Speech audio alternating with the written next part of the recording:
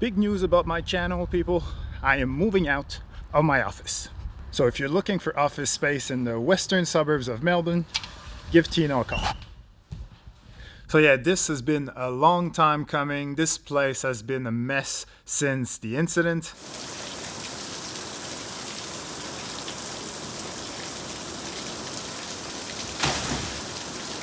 It's been 4 months since the water leak, and I just got a new ceiling yesterday. So yeah, for the past few months, this place has been a huge mess. I couldn't use that area. The carpet there is still the same carpet that has been rained on. It's a bit disgusting. I've been shooting all my stuff in my personal office where my computer is. So yeah, it's time to move on. So basically expect 1 or 2, maybe 3 more videos shot in this place. Then there'll be probably a little bit of a break, followed by a series of videos with, I'm assuming, shitty backgrounds while I'm, settling into the new place. But eventually there'll be a proper new backdrop to my videos that will be more of a permanent fixture. No idea what that's going to look like, but if you got any ideas or suggestions, please let me know in the comments. I'm actually curious to see if any of you have anything to say about that. But this is not the topic of this video.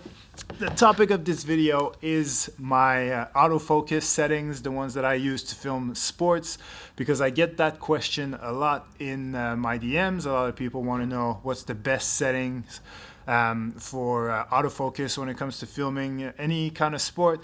And so I'm always happy to help out, but when I get the same question over and over, it sort of makes me think that it's probably a good idea to do a video about it.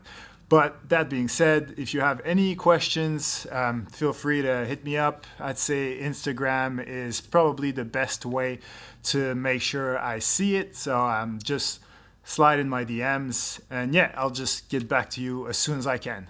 Otherwise, let's get into the camera. I won't go through all the autofocus options. I'll just talk about the ones that I use. I use a wide zone, just easier to pick the player, whether he's in the middle, the left, right, whatever. The wide zone seems to do the job every time, where if you try to do a center fix sort of thing, I tend to miss a lot of shots that way.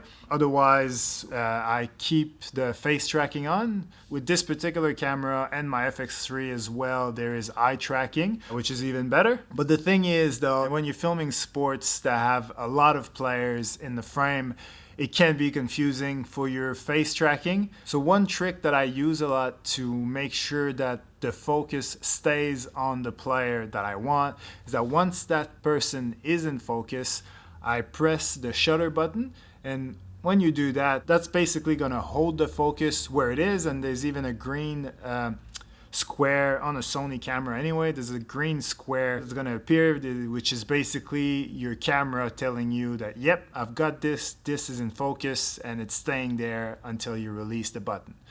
So, for example, in the situation where you got a quarterback and there's a lot of people moving in front of him, or if you got someone kicking and you want to make sure that whatever happens, you stick with that kicker, ultimately, this is a great way to avoid losing focus every time someone walks into your shot.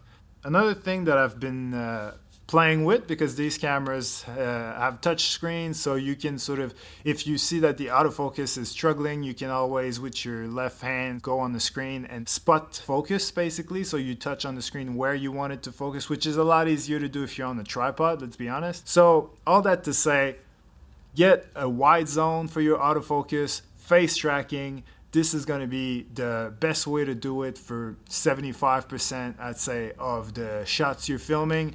But if you're struggling, use that shutter button and some spot focus with your finger, and you'll be just fine. It's not going to be perfect. There's always going to be shots that you're going to miss. If you're scared of missing shots, if you're in a situation where you cannot afford to be out of focus, just get that f-stop number way up. I'd say probably around a 9 or 10 or something like that. That way everyone's going to be in focus. Doesn't matter who gets the ball, you got it. Obviously, it's going to make your image darker, so this is something that you typically do outdoors more than inside a basketball gym, for example. But it is a great way to make sure that you get the shot no matter what. Another useful tip is in the edit, if you realize that one of your shots is slightly out of focus, using sharpening to make it look more in focus can be a great help. It doesn't work all the time. Obviously, if you're way out of focus, it's not going to be enough. But if it's just a touch, adding a bit of sharpening will definitely do the job. But ultimately, the best way to be in focus is to use a good lens that has great autofocus. And if you want to know which lenses I use, make sure you check out the video that's on your screen right now. These are the lenses that I recommend when it comes to shooting any type of sport, indoors and outdoors.